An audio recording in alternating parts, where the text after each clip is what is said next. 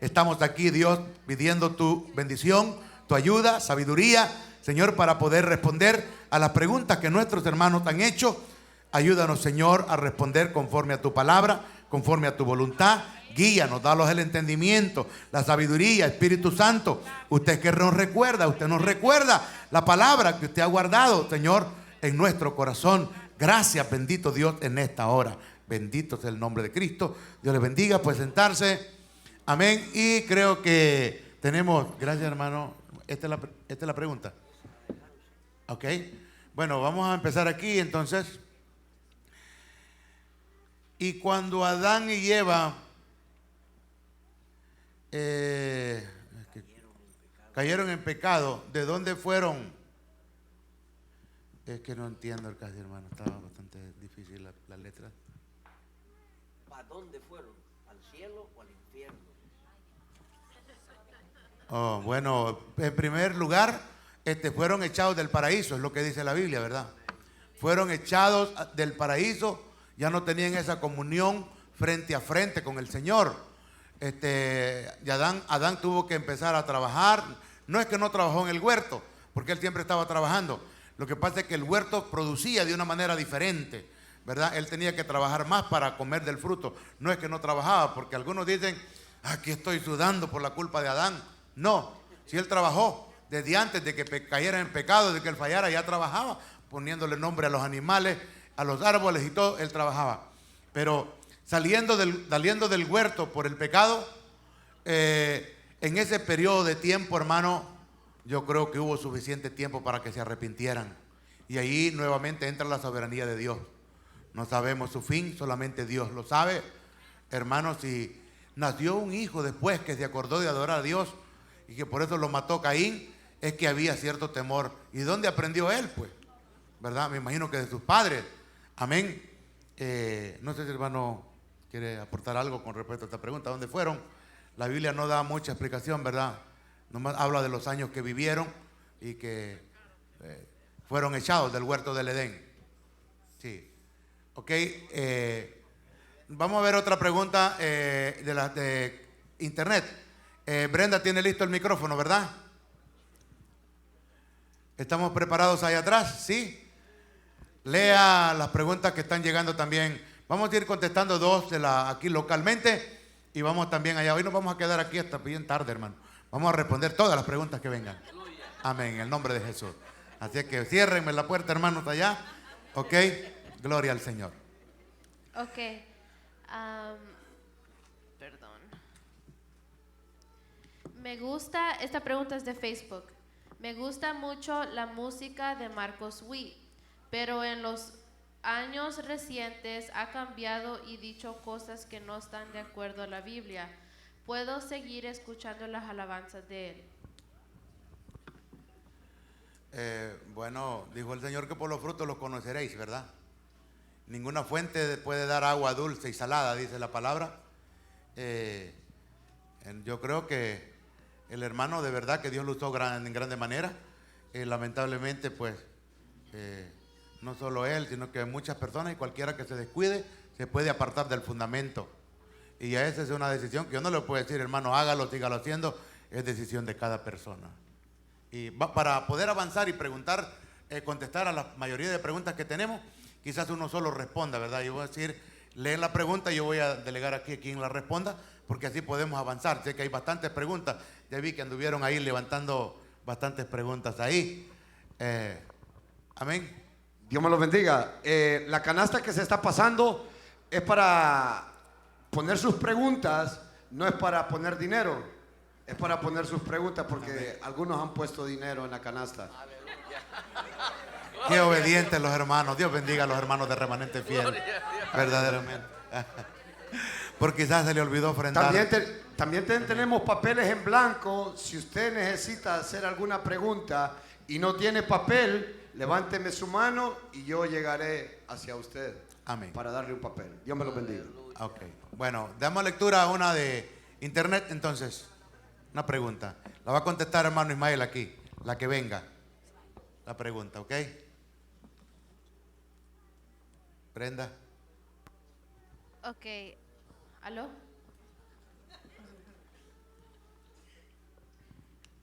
Perdón.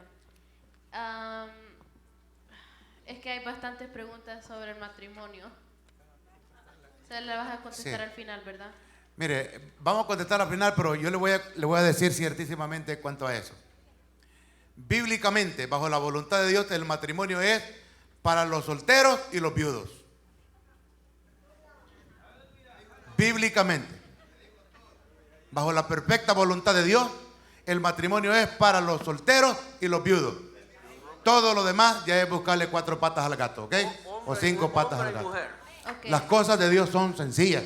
Nosotros los seres humanos las complicamos, aunque al final vamos a dar alguna explicación, porque quisiéramos que fuera así, pero lamentablemente no es la realidad. No es la realidad del mundo en que vivimos nosotros, ¿ok? Pero vamos a hablar de esto al final, porque hay muchas preguntas y luego se nos alarga la respuesta y queremos avanzar también en otras preguntas. Pero ciertamente, bajo la voluntad de Dios, es así, sencillo. El matrimonio es para solteros y ¿qué más? Viudos. Viudos. Hombre y mujer. Exacto, Aleluya. amén. Ok. Eso me llega. Amén. ¿Ok? ¿Cuántos noviazgos pueden tener antes de casarse? ¿Y cómo debe conducir una relación o noviazgo en el cristianismo? Ajá. Le toca a usted, hermano. Le dije que usted le iba a contestar.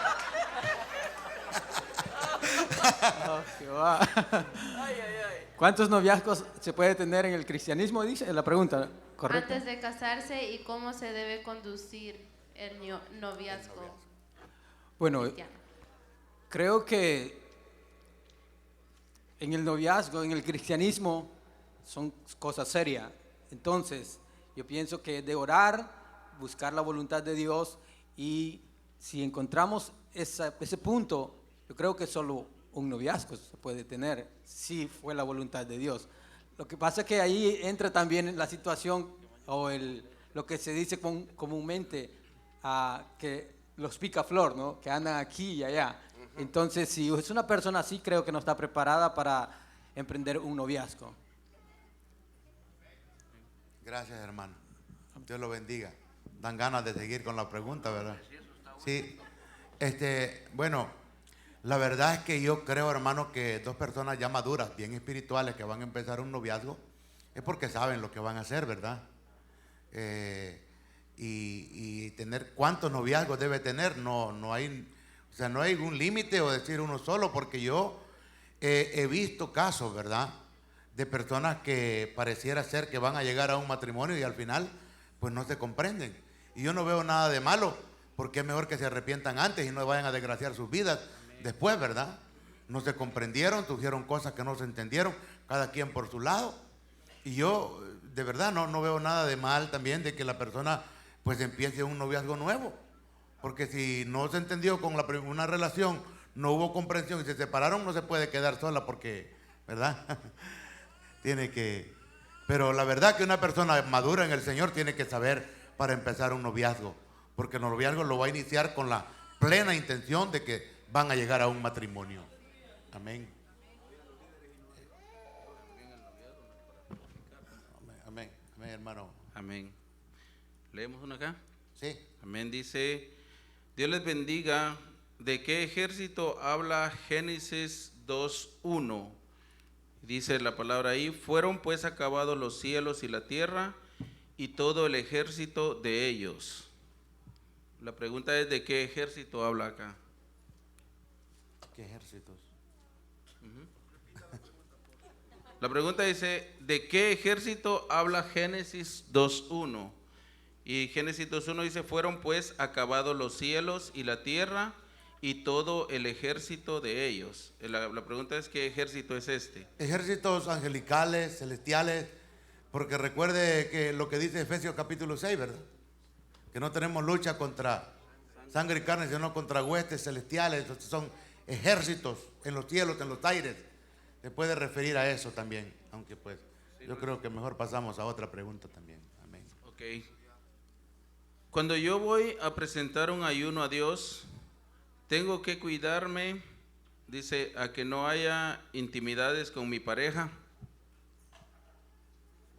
hermano. Bueno, decía, perdón, Sí. decía el pastor, ¿verdad? Al inicio en el primer culto, que se presenta el ayuno, ¿verdad? Desde las 12 de la noche, ¿ok? Eso incluye comida, abstinencia, ¿verdad? De hombre o de mujer, todas esas cosas, hasta el horario que se determina o que se promete el ayuno. Entonces sí es importante, ¿verdad? Eso, como dejar todas las cosas y tratar de entregar ese tiempo exclusivamente a la oración, a la lectura de la Biblia. Y decía el hermano Héctor, el hermano Ismael, que el ayuno también tiene que ser con propósitos. Decía el pastor también que el ayuno no es para obligar a Dios a que haga lo que nosotros queremos que nos responda, o a lo que nosotros queremos, ¿verdad?, recibir, sino el ayuno también es de agradecimiento a Dios. Amén. Amén, gloria a Dios. Dice que presentemos nuestros miembros en sacrificio, limpio, santo y agradable. Entonces, para la pareja que está debidamente casada, no podemos llamarle una transgresión o un pecado si la pareja tiene intimidad. Pero sí es pecado si usted lo hace en fornicación o en adulterio, que eso es muy diferente. Pero por lo demás, dice que si nos podemos abstener de todas esas cosas, vamos a estar agradando a Dios. Amén, hermanos. Sí, mire, yo creo, hermano, que el apóstol Pedro dice que para dedicarnos sosegadamente a la oración y que nuestra oración no tenga estorbo, todo es que sea con mutuo consentimiento. Por ejemplo, una pareja dice: mi amor, estos 3 días yo voy a estar en ayuno y oración, por favor, vamos a estar guardándonos, consagrándonos para el Señor. Incluso hay denominaciones que enseñan también que incluso cuando va a haber Santa Cena, que los esposos pues no deben de tener intimidad ni nada de esto. Yo digo, qué bonito, pero no solamente porque va a haber Santa Cena o por eso. La santidad pues tiene que ser siempre, ¿verdad? Pero es muy bueno eso, hermano. Nada de lo que hagamos en cuanto a consagrarnos o a santificarnos para Dios es de condenar. Amén. Así que yo creo que pasamos a otra pregunta, hermano. De internet, de lo que están viendo en vivo los hermanos. ¿Cómo saber qué versión de la Biblia puedo leer? Últimamente han salido diferentes versiones de la Biblia, aunque nosotros, el pueblo cristiano, verdaderamente siempre hemos confiado en la versión Reina Valera 1960, que es la Biblia, ¿verdad?, que fue traducida de la King James en inglés, que se siente que es la de más confianza. Quizás perfecto no sea la traducción, no la palabra de Dios es perfecta. Quizás no la traducción, porque los tiempos cambian, las palabras, las expresiones van cambiando. Por ejemplo, ¿qué sabían ellos los que tradujeron la Biblia de Facebook Live? ¿Qué sabía de TikTok, de redes sociales? No existía eso. Entonces, por eso vemos que quizás la traducción, cuando se lee actualmente, digo, ¿por qué dice esto? Usó esta palabra. Vaya usted al tiempo de que ellos vivieron para traducir esta palabra. Pero en cuanto a qué traducciones, hay traducciones manoseadas por sociedades bastante ocultas, muy peligrosas, que de pedirle siempre el discernimiento al Señor.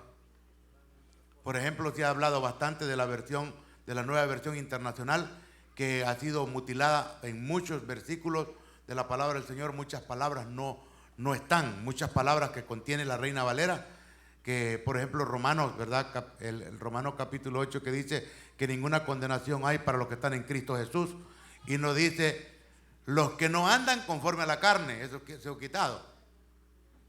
Entonces una versión así hay que examinarla, ¿verdad? No sé si, hermano, alguien más quiere añadir algo, hermano Ismael, en cuanto a las versiones bíblicas. El hermano o hermana que está preguntando que qué versión de la Biblia puede ella leer. Bueno, en cuanto a lo que es los tiempos que han venido cambiando, como decía el pastor, nosotros hemos visto que ahora se ha facilitado un lenguaje más comprensible para poder entender. Y es muy bueno también averiguar, como dice la misma palabra de Dios. Cuando Lucas escribió su evangelio, él dice, diligentemente indagué, averigüé si esto era ciertísimo. Entonces yo creo que ese es parte del trabajo de cada uno de nosotros, indagar y diligentemente buscar los tiempos, y también en las traducciones, en algunas se hace más fácil comprenderlas. Por ejemplo, la Reina Valera 1995 tiene un lenguaje bastante claro y así, pero ¿cuál leer? Yo pienso que es bueno leer y comparar las versiones, la 1960 y las más recientes también, y compararlas, y de alguna forma van a haber unas más entendibles a nuestro tiempo que estamos viviendo. Amén. Amén. Amén. Dice esta pregunta: ¿cuál es la diferencia entre los 7 sellos, las 7 trompetas, las 7 copas de ira, y por qué el número 7? ¿Cuál es la diferencia? Bueno, la Biblia habla de 22 juicios, ¿verdad?, que vendrán. ¿Y qué más dice? Dice, ¿cuál es la diferencia entre los 7 sellos, las 7 trompetas, las 7 copas de la ira, y por qué el número 7? Bueno, el número 7 representa la plenitud, la perfección de Dios. Eso es lo que representa el número 7 en la Biblia. De ahí, ¿cuál es la diferencia? La diferencia es clara, usted la va a ver cuando leemos en la Biblia. Cuando usted lee, cuando el libro de Apocalipsis habla de los sellos, las copas y las trompetas, pues hay muchas diferencias. Hay algunas que van dirigidas hacia la naturaleza, otros al mar, otros a los seres humanos. La diferencia es clara cuando la leemos, ¿verdad? Creo que Dios nos ha dado a nosotros sabiduría y entendimiento para ver la diferencia ahí. Amén. Vamos a ver una de los hermanos que están viendo en sus hogares. Y me imagino que también están escribiendo sus preguntas.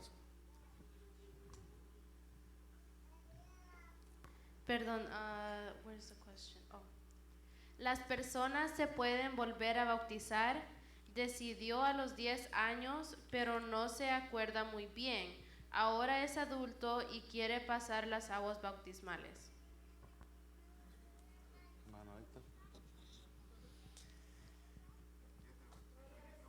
Yo creo que cuando se llega al bautismo debe de llegarse con la conciencia de que eso es lo que yo quiero hacer.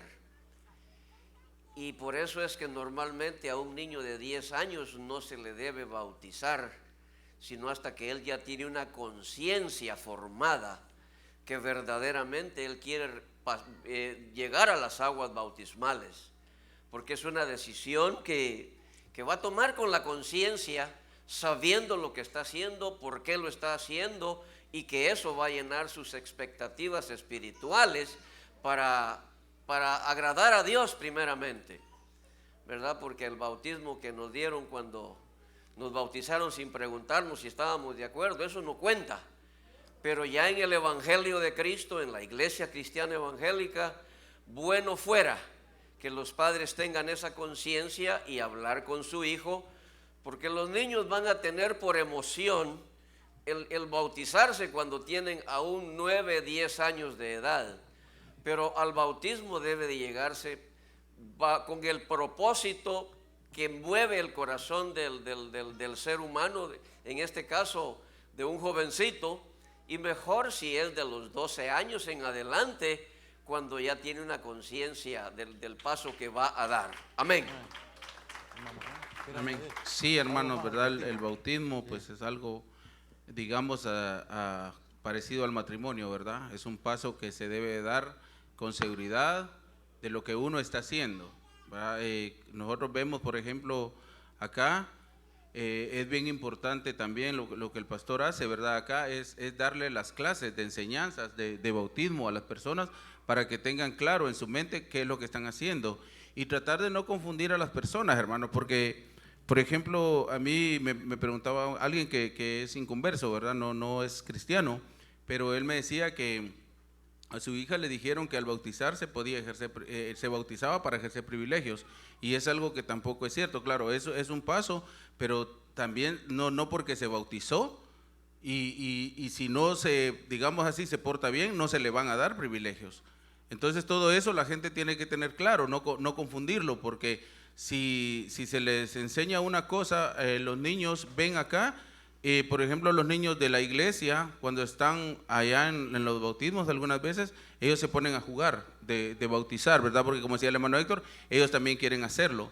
Pero también uno como padre es responsable de decirle a los niños, ¿verdad? No, todavía estás pequeño, todavía estás pequeña. Cuando crezcas más, si estás segura, entonces te vas a bautizar, ¿verdad? Igual que una señorita, un joven que se va a casar, debe estar seguro también de lo que va a hacer. Sí, mire, la Biblia no nos da una edad, ¿verdad? Nosotros a qué edad podemos bautizar a la persona. Pero yo creo que el padre de familia sabe evaluar la madurez de su hijo.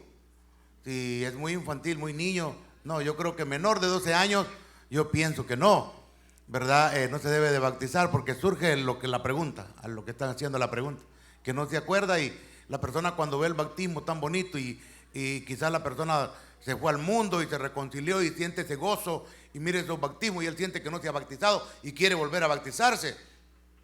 Pero no, el bautismo es una sola vez, es igual que el matrimonio. Entonces, pero suceden casos, por ejemplo, creo que no está aquí o no me está mirando, ¿verdad? Un muchacho que el niño se quería bautizar y era pequeño y los papás le dicen no. Entonces, cuando le dijeron que no, después él ya no quiere bautizarse, ya no se quiere bautizar. Dice no. Y el enemigo está trabajando ahí, lo reprendemos en el nombre de Jesús. Amén. Puede surgir eso también, ¿verdad? Pero es de hacerle ver, es el trabajo de los padres, hacerle entender al niño de que tiene que entender qué es lo que va a hacer y experimentar, estar experimentando en su vida ese cambio, ese gozo, ese nuevo nacimiento en su ser. Si no, es un baño solamente. Sí. Amén. Continuamos, hermanos. Dice, ¿será que es contra la voluntad de Dios que hayan mujeres líderes o pastoras? ¿Será la voluntad de Dios? No, que es en contra la voluntad de Dios que hayan mujeres líderes o pastoras. Hermano Ismael, ahí luego vamos a ampliar un poco. Nosotros vemos que aquí, hermanos, hay dos cosas. Hay un grupo de personas que avalan esto, de líderes a mujeres, y hay otro grupo que no. Las congregaciones tienen esos puntos de vista. Ahora, ¿qué dice la palabra de Dios? Por ejemplo, primera de Timoteo, en el capítulo 2, verso 12, ahí nos menciona, creo que se lo puedo leer, o si nos lo ayudara allí la hermana para primera de Timoteo 2, 12,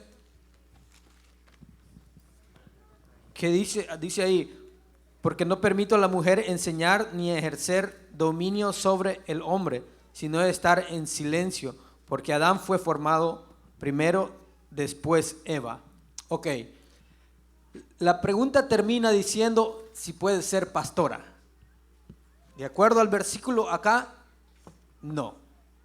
¿Puede enseñar o participar en ciertas enseñanzas? Sí se puede, pero ejercer todo el liderazgo, ese dominio, no. Ahora, estamos viviendo en una era, en un tiempo en donde hay movimientos feministas también y hay mujeres al frente de congregaciones, pero si usted es observador en esto, usted va a ver que la mayoría de miembros de esas congregaciones donde el líder es una mujer, solo los miembros casi solo son mujeres, hombres casi no hay en ello. Entonces, aquí la palabra del Señor nos manda, y Pablo nos dice aquí hasta dónde va él, hasta el Antiguo Testamento, al origen, por qué fue la situación. Así es que, desde ese punto de vista, y como yo lo entiendo, como yo lo entiendo, que una mujer no debería de estar pastoreando. Eso es como yo lo entiendo, de acuerdo a lo que dice acá. ¿Puede dar enseñanza? En eso yo estoy de acuerdo. Pero que va a estar liderando como en el pastorado, no. Así es que, de acuerdo a ese versículo. Amén, gracias. Es que bíblicamente no hay ningún respaldo.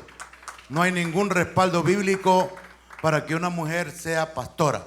Verdaderamente, bíblicamente no. Ahora, sí es necesario aclarar que para Jesús la mujer es parte fundamental de la obra de Dios.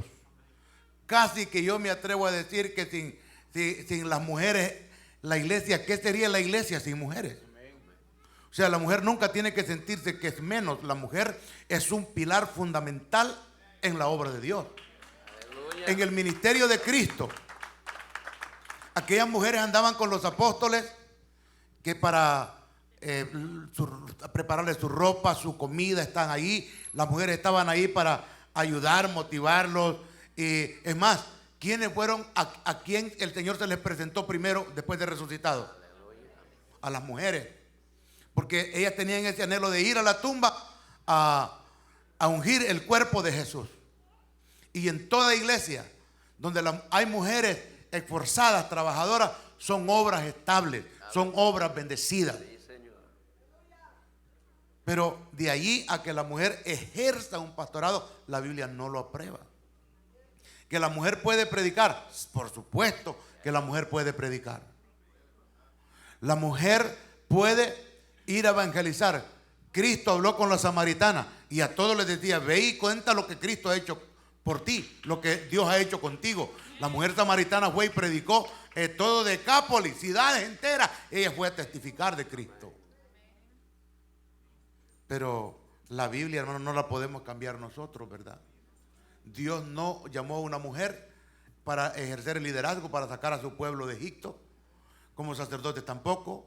El Señor como profeta de Él, como Isaías, Jeremías, no hay, ¿verdad? Vemos a Débora, que Dios la usó porque el rey se rehusó en aquel momento. Dios permitió eso, ¿verdad? De que ella fuera, pero la gloria fue siempre de Dios. El Señor Jesucristo vino y no llamó ninguna apóstola. No hay apóstola. Es más, la religión católica, que tienen tremenda mentira, en eso por lo menos son fieles, en eso no ponen mujeres, ¿verdad? ¿Verdad? Sí. Entonces, bíblicamente no. Eso no está indicando que la mujer es menos, que la mujer no es parte fundamental en la iglesia, no. La mujer tiene campo amplio para trabajar en la obra de Dios. Amén. Gloria a Cristo. No sé si alguien más quiere añadir algo, hermano. Bueno, esta pregunta es similar a esa, ¿verdad? Bíblicamente dice qué significa ser cabeza en cuanto al rol del hombre en un matrimonio. Normalmente dice, vemos que se asocia con el machismo, pero ¿qué significa bíblicamente ser cabeza? Dice la Biblia que las esposas estén sujetas a los esposos, porque el esposo es cabeza del matrimonio, como Cristo lo es de la iglesia. Si queremos ver vidas longevas en los matrimonios, hagámoslo bíblicamente.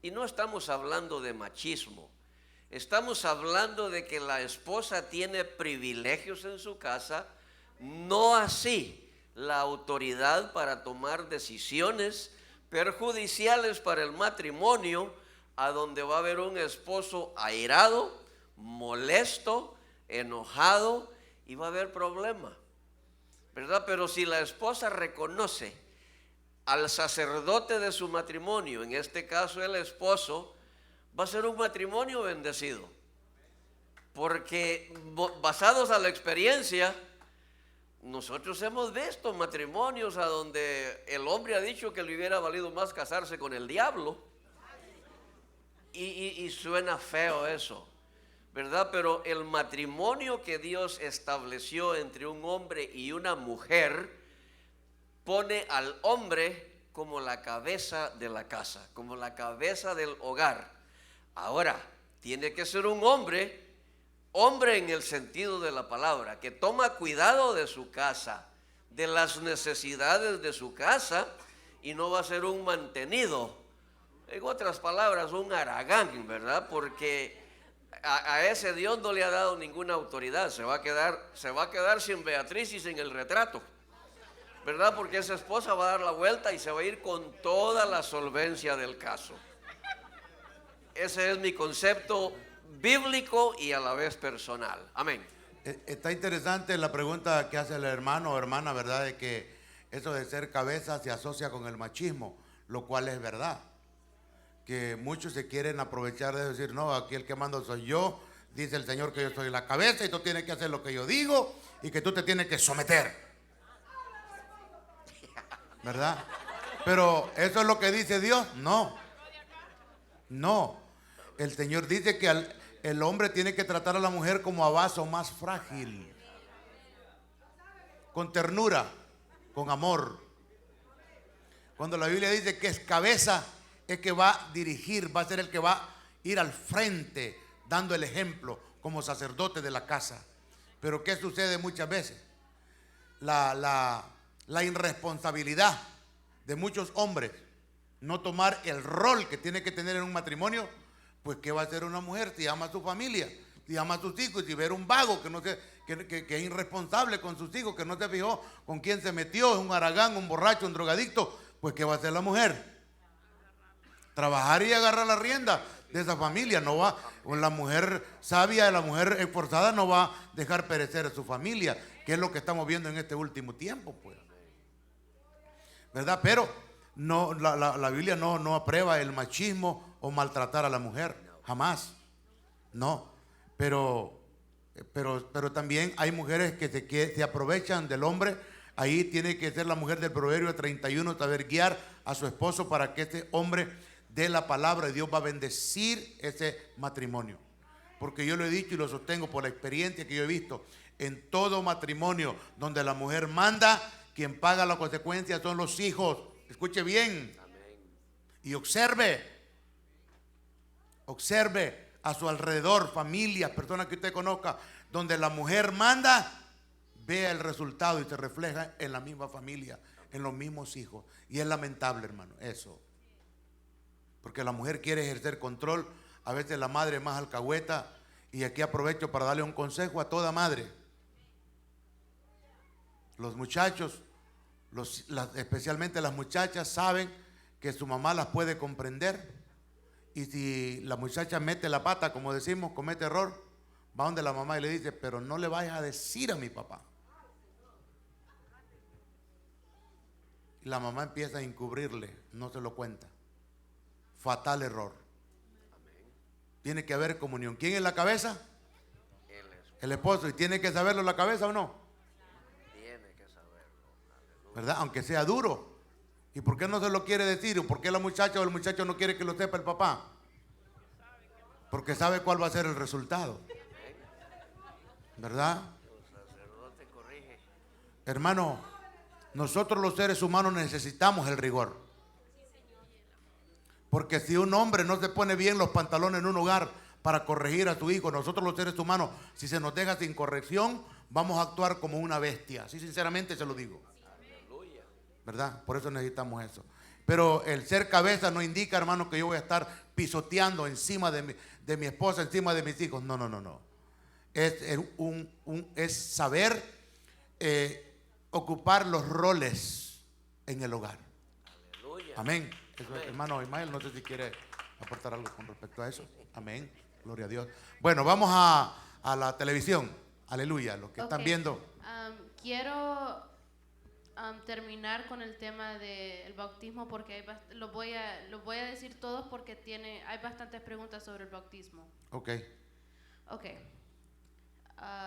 Hermanos, hay denominaciones que creen en el bautismo del Padre, del Hijo y del Espíritu Santo. ¿Qué nos pueden decir sobre esto?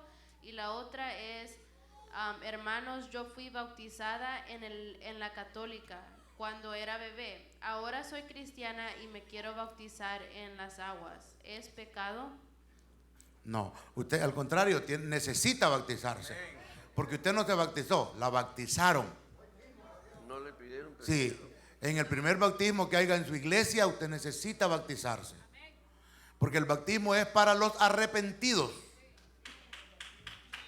Marcos capítulo 16, versículo 15, ¿verdad? Dice, ir por todo el mundo y predicar el evangelio a toda criatura. El que creyere, primeramente creer, y se bautice, será salvo. Mas el que no, será condenado. Entonces, para creer, la persona tiene que reconocer que ha pecado, arrepentirse, y después el bautismo. Cristo se bautizó, se cree, aproximadamente a los 30 años de edad. Y el Señor, Juan el Bautista predicaba: arrepentíos y bautícense. Después del arrepentimiento es el bautismo. De ahí, bueno, el bautismo que Cristo ordenó está aquí. En el nombre de los tres: Padre, Hijo y Espíritu Santo. Cristo lo ordenó y ese es el bautismo, y que nadie lo mueva de ahí.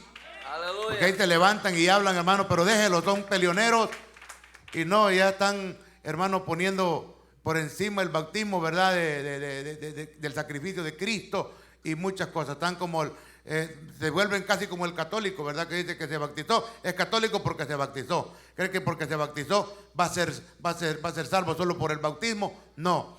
Y en última instancia yo le dije a una persona una vez: mire, si usted se bautizó en el nombre del Padre, el Hijo y el Espíritu Santo, y usted se bautizó solo en el nombre de Jesús, y si se murió en pecado, al infierno se va a ir igual. Amén. Aquí lo que importa es la santidad. Sin paz y sin santidad nadie verá al Señor. El bautismo, el que Cristo ordenó en Mateo capítulo 28, versículo 19. Bautizándolos en el nombre del Padre, del Hijo y el Espíritu Santo.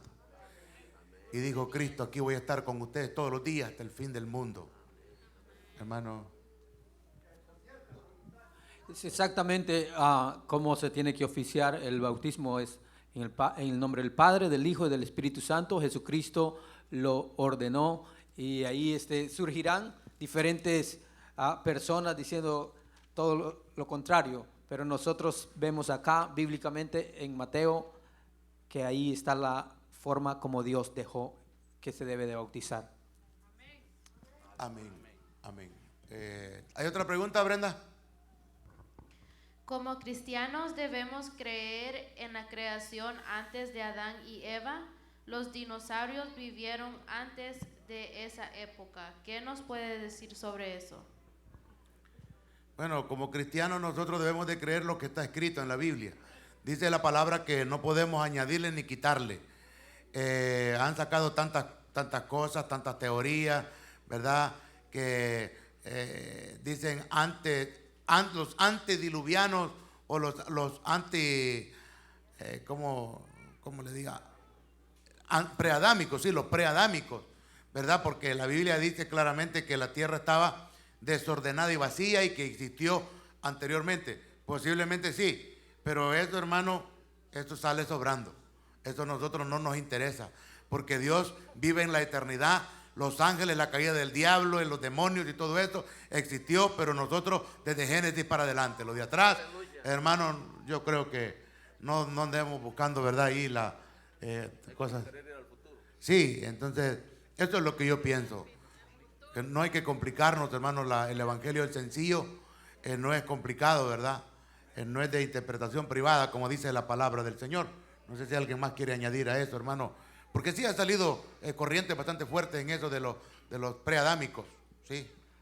Exacto, son teorías, por lo menos existen más de 3 teorías al respecto de eso, pero nosotros, como dijo el pastor, partimos de lo que ya está escrito. Más de eso, pues no entramos ahí. Algunos tienen su posición de que sí existió una generación, la cual se le llama preadámica, antes de Adán, ¿no? Entonces, pero no hay que complicarse. Deuteronomio 29 dice que las cosas reveladas son para nosotros. Las ocultas pertenecen solo al Señor. Sí, es como cuando la gente se pone a preguntar, ¿verdad? La misma pregunta dice ahí acerca de los dinosaurios, que cuando vivieron, se ponen a cuestionar y cómo entraron esos animales al arca. Y no existían. Es como que usted me diga, bueno, y Noé puso peces en el arca. Son animales, ¿verdad?, que existieron, porque sí, la Biblia habla, claramente habla. El libro de Job habla claramente acerca de Leviatán, habla de este animal que sale fuego por la boca, porque eso es real, está en la Biblia, ¿verdad? Los dinosaurios eran animales muy feroces, que para que se cumpliera la palabra, Dios es sabio. Por eso en Génesis 1 dice que después de la creación del hombre, el hombre iba a tener potestad sobre todos los animales. ¿Y cómo un ser humano iba a tener potestad sobre un dinosaurio? Si era un monstruo terrible. Entonces esos animales ya no vivían, ¿verdad? Después de la creación. Esos animales dejaron de existir antes de la creación del ser humano. Sí. ¿Tenemos más ahí? Sí. Ok.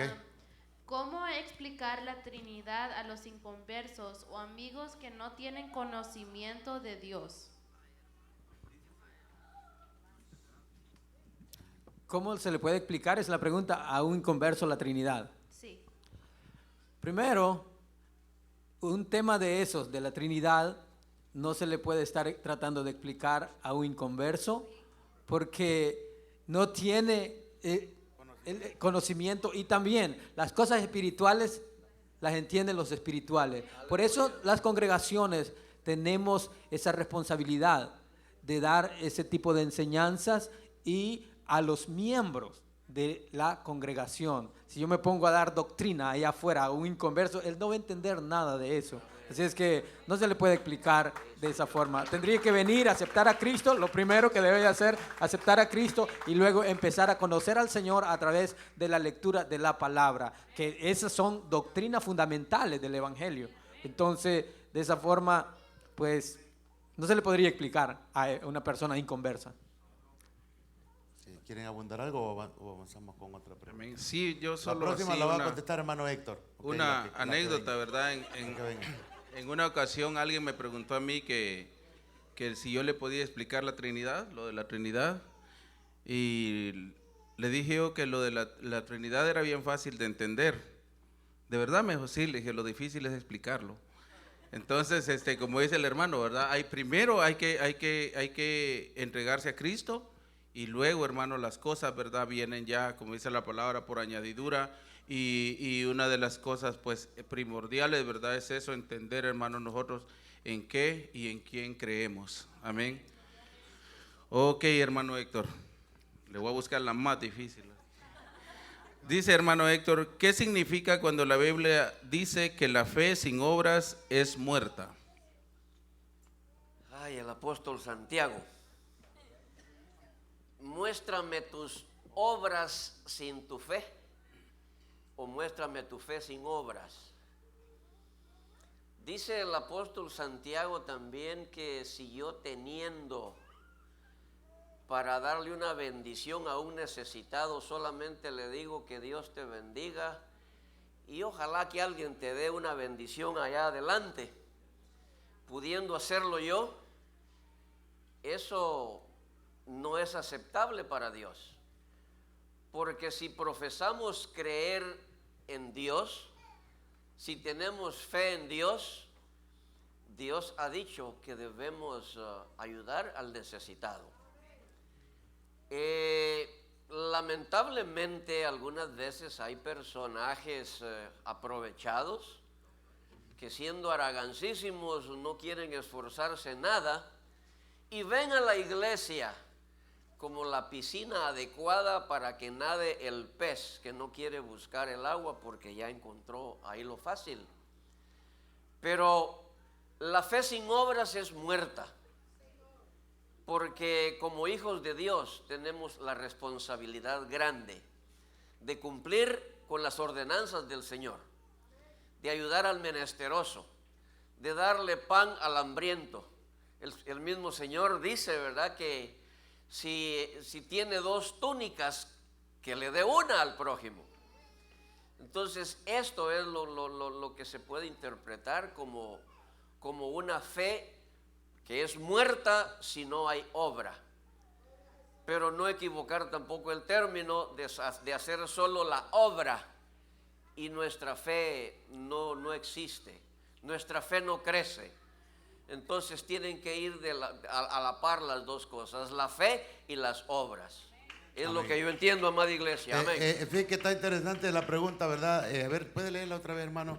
Sí, hermano, Porque, a ver, léala. dice, ¿qué significa cuando la Biblia dice que la fe sin obras es muerta? Bueno, lo que estaba explicando el hermano Héctor, pero también le voy a poner yo algunos ejemplos.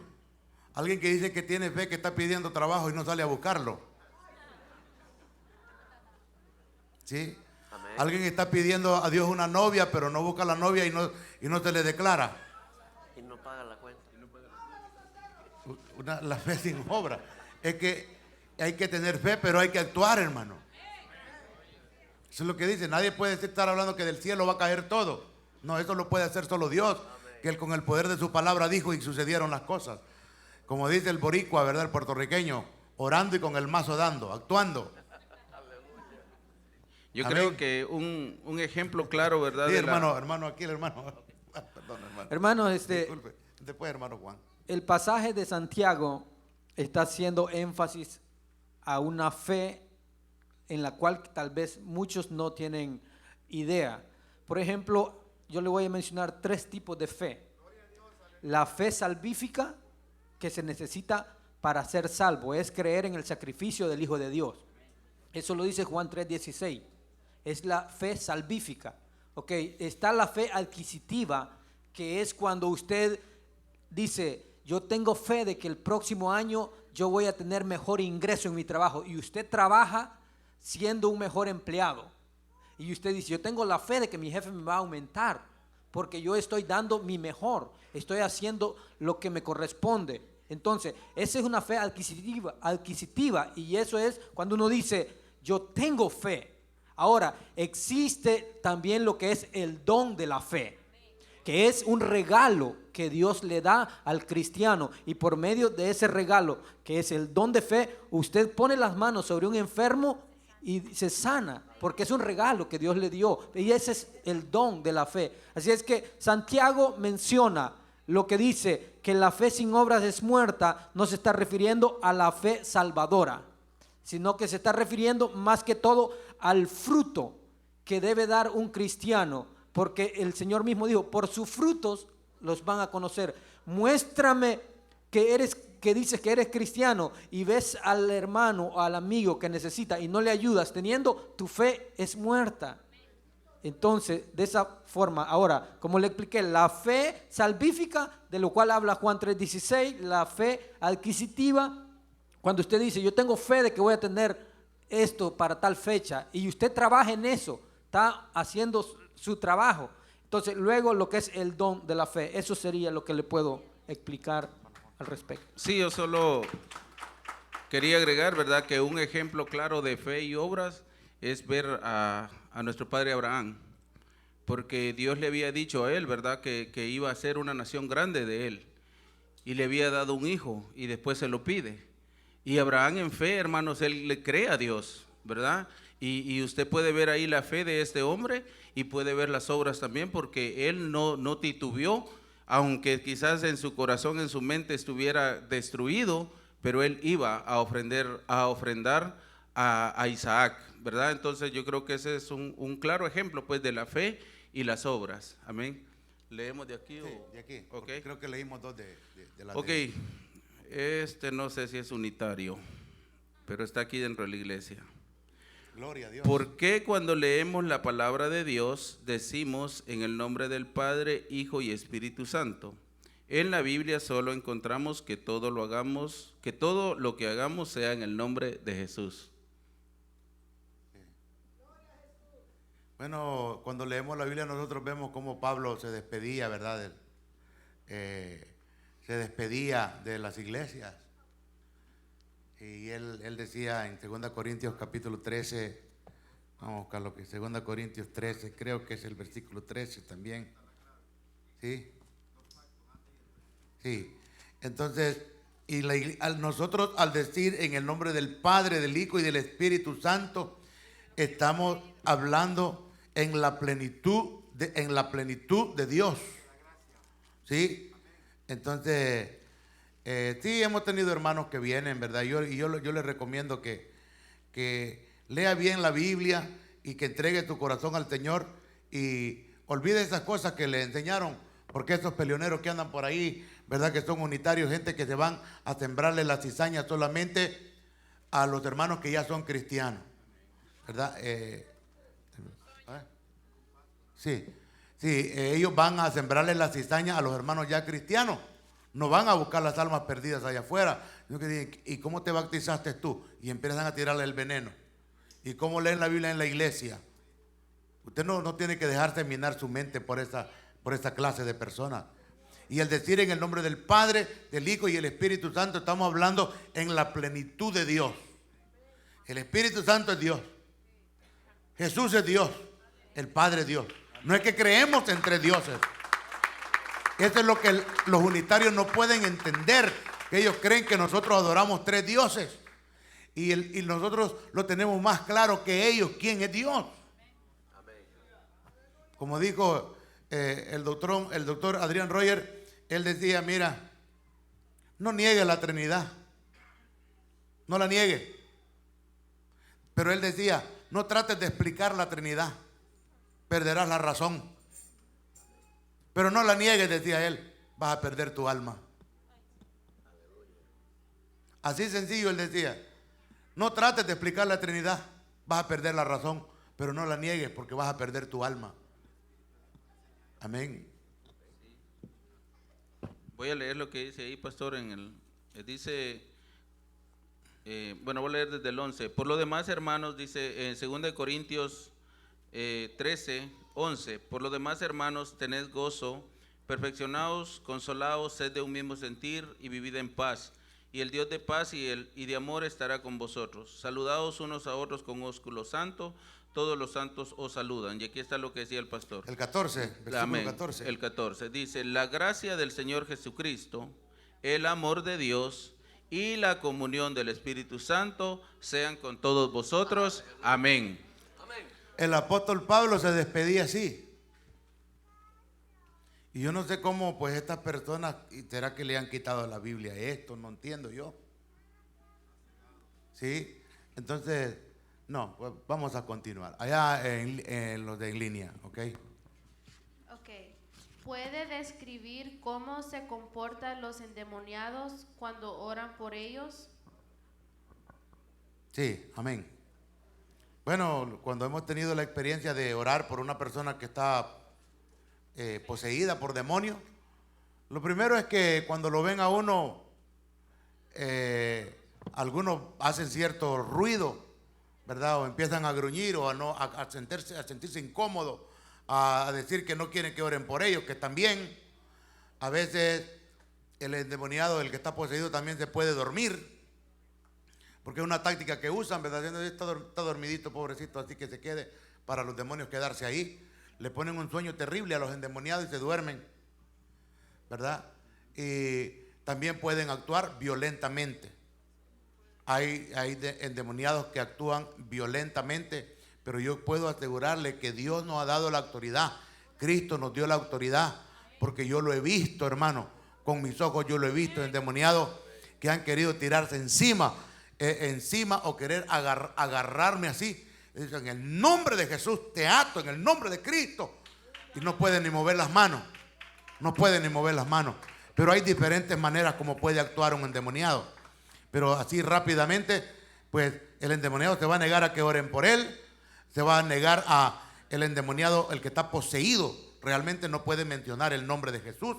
Puede decir Dios, puede decir Jehová, puede decir, bueno, pero Jesús no puede mencionar.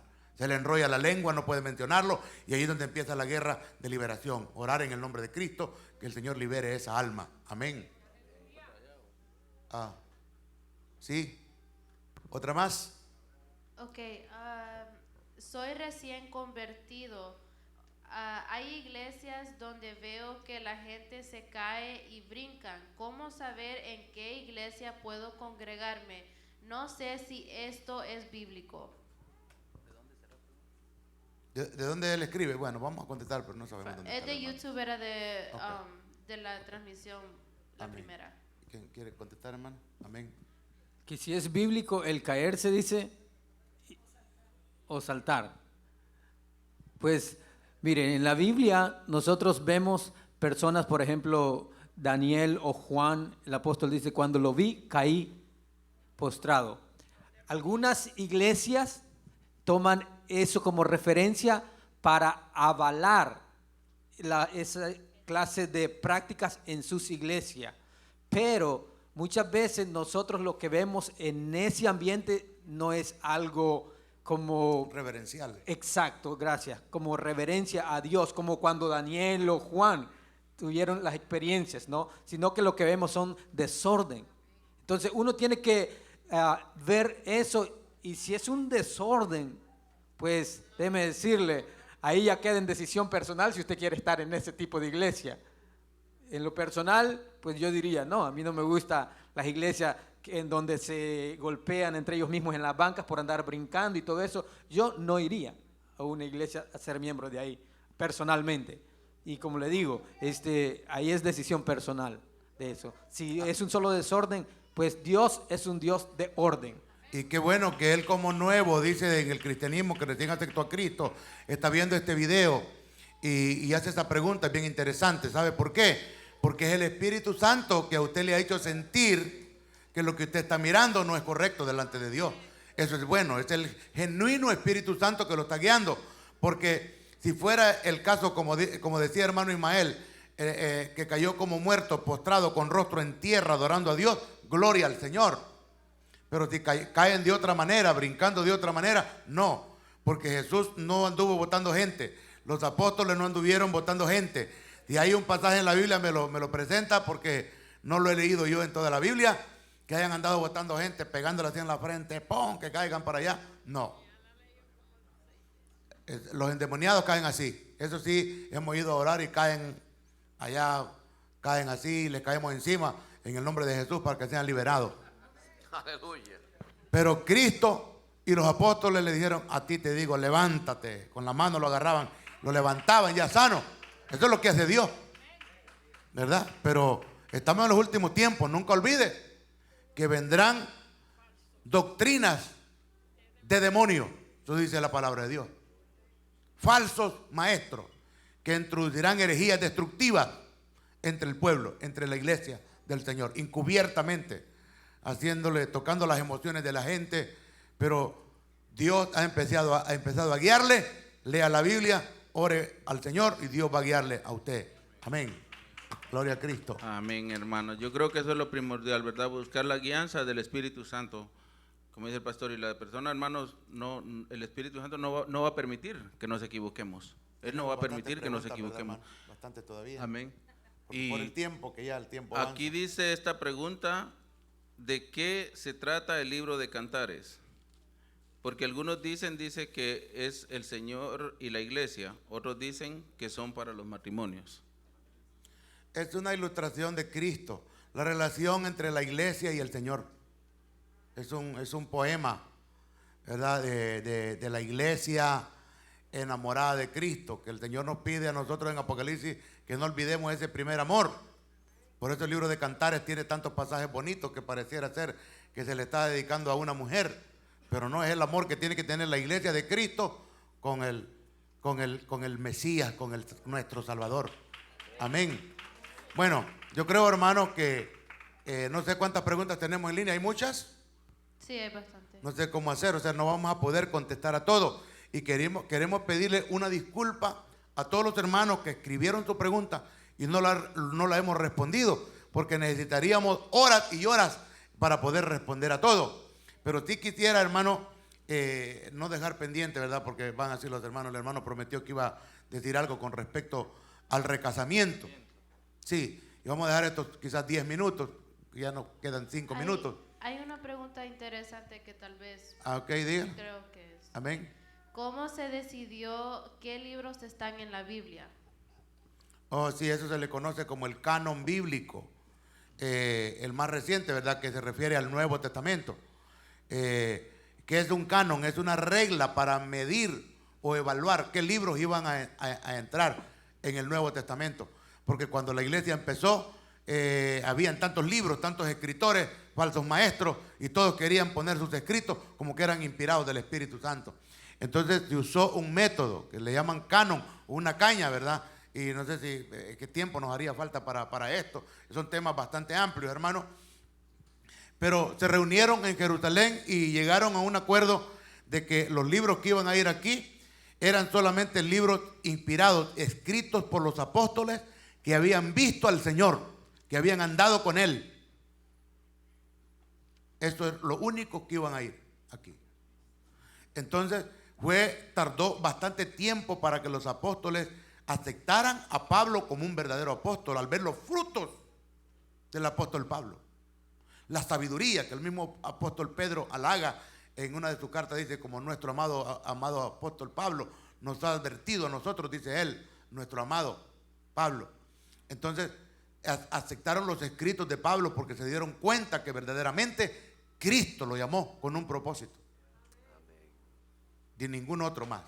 Entonces, esto fue la regla que se usó para medir. Aquí no es que cualquiera iba a poner su libro ahí, ¿ok? Bueno, ¿o quiere añadir algo, hermano, con respecto a eso, al canon bíblico? Ya. Ok. Bueno, le dije al principio, hermano, que es una pregunta que es una situación bien difícil. De verdad que da tristeza en la iglesia del Señor, lamentablemente. Que fuera en el mundo, pues el mundo está perdido, está cegado, pero lamentablemente es en la iglesia del Señor. Cómo se ve el divorcio, la separación, qué triste. Mi hermano, mi amigo, usted que me está mirando, y usted ha aceptado a Cristo, tiene su esposa, tiene su esposo y tienen hijos y están peleados. Está queriendo ir a buscar a un abogado ya para divorciarse. ¿Qué es eso? Delante de Dios no existe el divorcio. No existe. No se puede divorciar. Es pecado delante de Dios. Y le dije yo al principio que la Biblia aprueba el matrimonio es para solteros y viudos, cerrado. Esa es la verdad. ¿Esa es la verdad actual en la iglesia? No, hay mucha gente, ¿verdad? Pero yo explico algunas cosas que es necesario aclarar. Nosotros no somos Dios. Usted no se va a dejar llevar por lo que yo digo. Usted déjese llevar por lo que la palabra de Dios dice. Y cumplir la voluntad de Dios es lo que queremos nosotros. Ese es mi anhelo. Cumplirle a Dios mi pacto que yo hice con mi esposa hasta que la muerte nos separe. Aquí está mi esposa, la única. Y la que será hasta que me muera. Amén. Entonces, ok, pero ¿qué pasa con los hermanos que están divorciados, recasados dentro de la iglesia? Que esa sería más bien la pregunta. ¿Cómo juzgamos nosotros la iglesia a los que están recasados dentro de la congregación? Porque ahí surgen muchas cuestiones, ¿verdad? Va a entrar la soberanía de Dios. Hebreos 13, versículo 4 dice: honrosos en todo el matrimonio y el hecho sin mancilla, pero los fornicarios y adúlteros Dios juzgará. Juzgar, escuche bien. Dios va a juzgar. En una relación siempre va a haber una víctima y un culpable. Solamente Dios y la persona sabe quién verdaderamente fue el culpable para que se rompiera ese matrimonio. Pero ahí surge la pregunta: ¿la víctima qué culpa tiene? Y podemos poner muchos ejemplos. Por ejemplo, aquí una hermana en la iglesia. Su hijo se casó con su mujer, él la quería mucho y la mujer se volvió lesbiana y se casó con una mujer. Y el hombre víctima. Y si no tiene el don de continencia el hombre, imagínense qué caso más terrible, ¿verdad? Yo quiero referirme hoy a la víctima, no al perverso, que verdad, o la perversa, que le gustó el otro, le ofrecía más dinero, tenía mejor carro, mejor casa, qué sé yo, dejó al esposo y se fue con el otro. No, eso vamos a dejarlo por allá. La víctima, el que no tiene culpa, ¿usted cree que Dios lo va a juzgar igual? Pregúntese. Esa es una pregunta, ¿verdad?, para nosotros. Y la otra es que si una persona que andando en el mundo, el diablo lo arrastró completamente, estaba borracho, drogado, y vino al Señor con todo destruido, y vino y el Señor lo restauró. Lo que dice Efesios capítulo 2: y vosotros estando muertos en delitos y pecados, os dio vida juntamente con Cristo. Os dio vida, un nuevo ser. Y esa persona es una nueva criatura. Y aunque esta persona quisiera ir a restaurar su matrimonio, no puede, porque aquella persona ya se casó, tiene hijos con aquella persona. Y esa persona dice: Señor, perdóname. Yo me arrepiento con todo mi corazón. Dame una nueva oportunidad. Yo quiero formar un hogar. Y este hombre fiel, y ellos dos son fieles y mueren y se presentan delante de Dios. ¿Cómo cree que Dios los va a juzgar? Como los otros que andan allá pervertidos en el mundo. Ahí entra la soberanía de Dios. Nosotros los seres humanos somos tremendos, somos como Pedro, hermano. ¿Verdad? Que Pedro dijo, Señor, quiere que oremos para que le caiga fuego a estos y sean consumidos de una vez. Y esto no es libertad, no es para tener como libertinaje la gracia y hacer lo que yo quiero y hacerlo una y otra vez. No. Pero cuando venimos nosotros, hermano, cuando a Jesús le traen la mujer adúltera, cuando a Jesús le traen la mujer que fue sorprendida en el mismo acto de adulterio, dice la palabra. ¿Y qué decía la ley? Usted lo sabe. Que la apedrearan hasta la muerte. Y lo extraño de ese caso es que el hombre, ¿dónde estaba? ¿Será que tenía cuello con los sacerdotes que no lo agarraron y lo trajeron también? Porque los dos deberían de ser muertos, no solamente ella. Y yo pienso tanto en ese cuadro, hermano, de Jesús, agachado, escribiendo en tierra, escribiendo el Señor, y todos aquellos como buitres para caerle encima a la mujer apedrada. Y Jesús le dice, el que esté libre de pecado, que lance la primera piedra. Qué palabra, con una sola palabra, la conciencia le fue revuelto a todos, hermano. Y Jesús hubiera dicho, pues apedréenla, mátenla.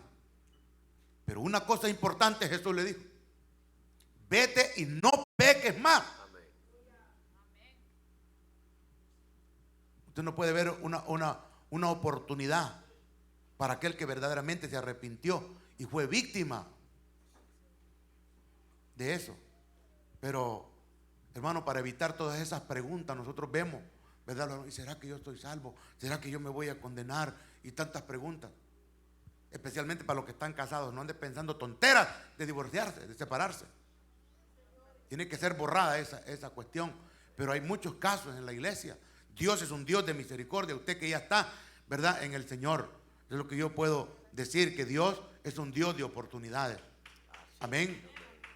Aproveche esa única oportunidad que Dios le da. Porque de lo contrario, si esa persona lo hizo otra vez y vuelve a caer en lo mismo y ya no tercera vez, pues no, ese ya, ¿verdad? Ya lo agarró por deporte, pues. Y por eso es necesario, hermano, que usted antes de casarse pida la dirección de Dios. Amén. No sé si alguien quiere añadir un poco más, hermano, en cuanto a este tema. Hermano Juan. Quería ver si puede responder esta última pregunta, pastor, porque es un poco interesante. Dice, ¿cómo exactamente se debe dar un tratado? ¿Solo se le da o le dices algo más a la persona? Bueno, con darle el tratado contiene la palabra de Dios. Si usted le dice, Dios le bendiga, le invito a la iglesia, aquí está la información, aquí está el tratado, léalo, contiene palabra de Dios. Si usted tiene temor, ¿verdad? No debería tenerlo porque el Señor no nos ha dado espíritu de temor, ¿verdad? Sino de amor y poder y dominio propio. Está bien, porque la palabra es la que lo va a convencer.